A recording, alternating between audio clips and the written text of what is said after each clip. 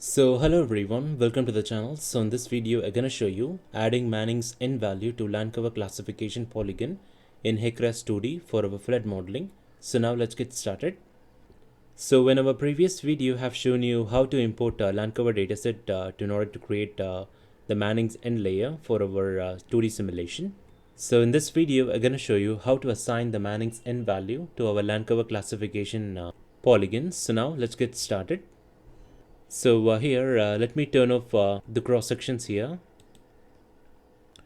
So right now what we've done is we have added our Landcover layer.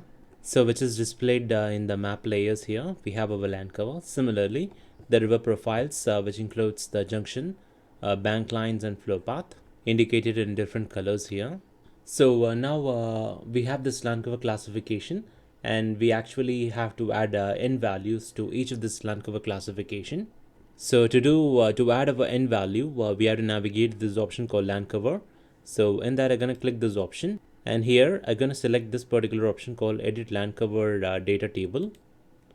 So a new window pop up saying classification parameter. So in this we have this set of Landcover classes here with the ID number, and here we have another column stating the Manning's n value and the percent impervious.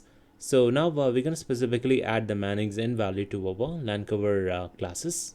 So now let us talk about the Manning's n value. So we have already talked about the Manning's n value. So Manning's n is an empirical parameter in Manning's equation which is used to calculate the open channel flow velocity. So it quantifies the frictional resistance that a channel surface exerts against the flowing water. So generally the Manning's equations are represented as V is equals to 1 by n r to the power of 2 by 3 and s to the power of 1 by 2. This is the velocity form, and in case of discharge form, so we're going to use specifically this particular formula where discharge is equals to the cross-sectional area multiplying the flow velocity. So we are just adding the area, cross-sectional area here. V represents the velocity form. So these are the variations in different environmental matrices, how the n value varies for different environmental matrices, starting with the natural stream here. So in case of a mountain stream, the boulders and rapids, so the n value ranges from 0.04 to 0.070. And in case of it is a straight, clean and straight with no vegetation, the n values varies from 0.025 to 0.035. And in case of a major river, the deeper the channel, which is greater than 30 meters width, and in that case the n value ranges from 0.020 to 0.035. And similarly for the floodplain. And these are the different environmental matrices in case of artificial channels. And in case of land cover, if it is of an asphalt, the smooth surface, then the n value varies 0.01 to 0.015.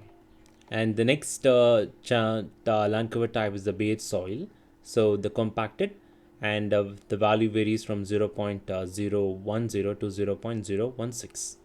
And in case of grass, there is a value.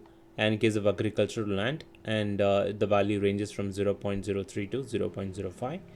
And if it is a forest, a dense undergrowth of the value n value, which ranges from 0.30 to 0.80. And a link will be given in the description about the different n value, Manning's n value. You can go through those values for the different land cover types and different environmental matrices. So we're going to get back to our RAS mapper here. So now let us start providing the Manning's n value. For example, starting with the first class, that is the no data. So typically we're going to give it a value of 0.1 here.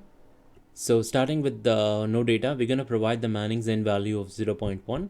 And the next is class is the mixed forest. So in case of mixed forest, we're going to provide a value of 0.110. And in case of open water, we're going to provide a value of 0.025. So we're going to provide a value of 0.025 for open water.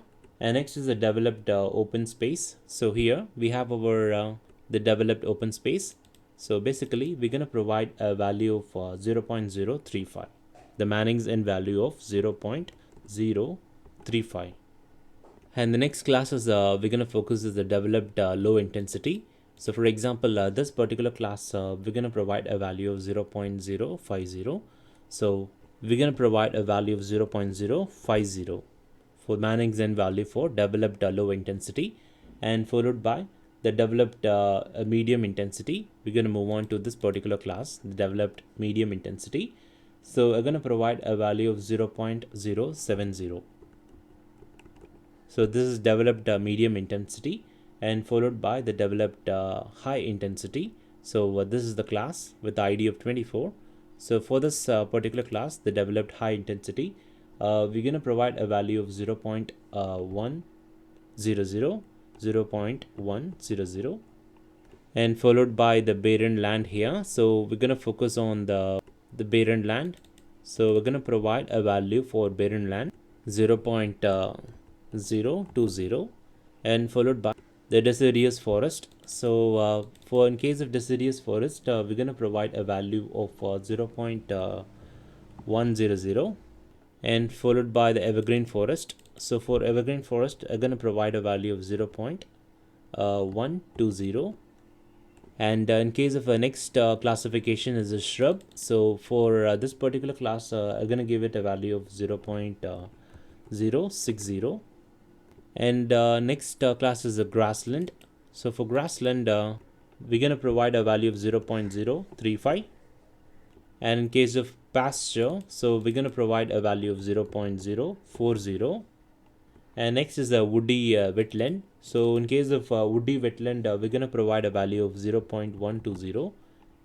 And next class is the emergent herbaceous wetland. So for this particular Landcover class, we're going to give it a value of 0.080. And the last class, which is the cultivated crop. So the cultivated crop, we're going to provide a value of 0.040. So once you provided the value, Manning's N value, we're going to click for different Landcover classes. We're going to click OK.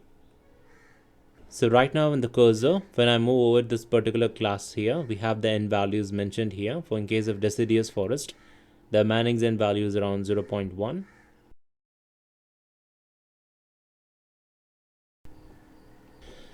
So now those N values are added to your Landcover classes. So now we have managed to add our Manning's N value to our Landcover classes here. So you can able to see we have managed to add our Manning's N value to our Landcover classes. So in this video, I have shown you how to add a Manning's N value to the Landcover classification polygon in HEC RAS 2D for our flood modeling. So thanks for watching, and make sure that you subscribe to our channel and give us a like.